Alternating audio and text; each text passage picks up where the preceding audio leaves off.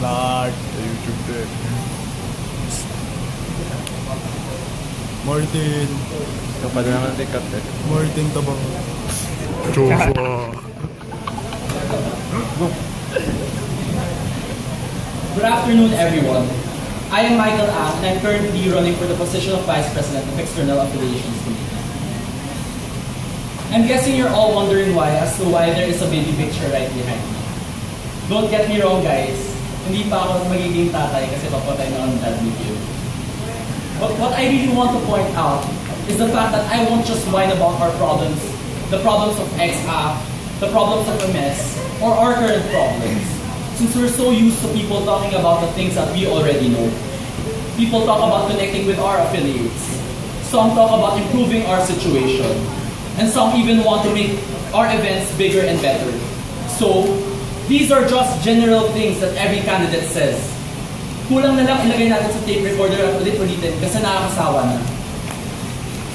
What I'm proposing is that we need solutions, concrete solutions, in order to bring about more opportunities, more consistency, and more involvement. The opportunities. Currently, this is the structure of MS. And usually, as we go up in our year level, we also want our position to move up as well.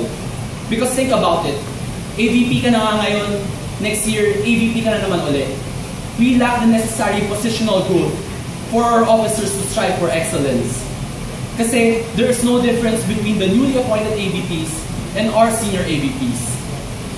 So what I'm trying to propose is to add another position. We added the director position.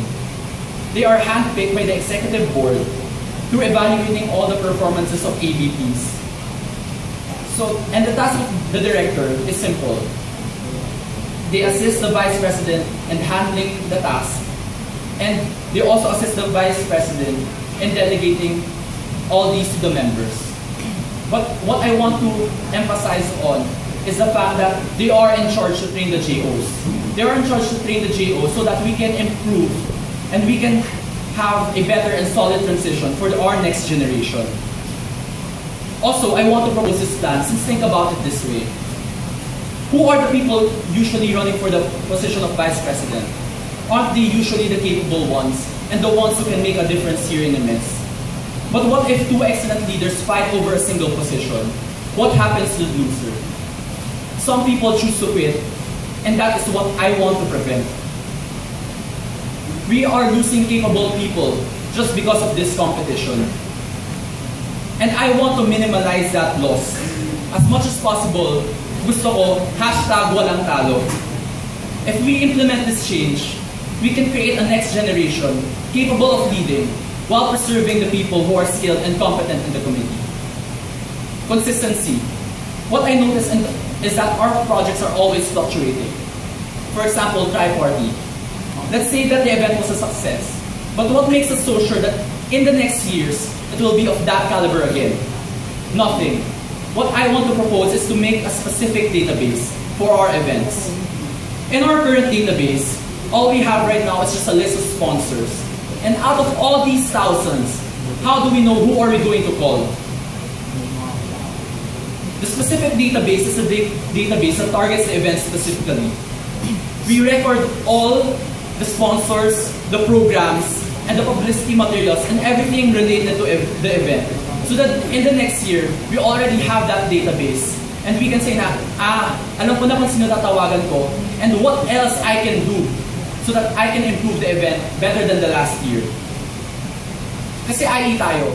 We focus on how to make things more efficient and more consistent. Involvement. What I want to show you guys is the difference between what you want to achieve and how you will achieve it. Sinasabi ng lahat na tao na people are not involved with the events of XAF. But what I think is the problem is that we are not trying to create a proper venue in order for them to do so.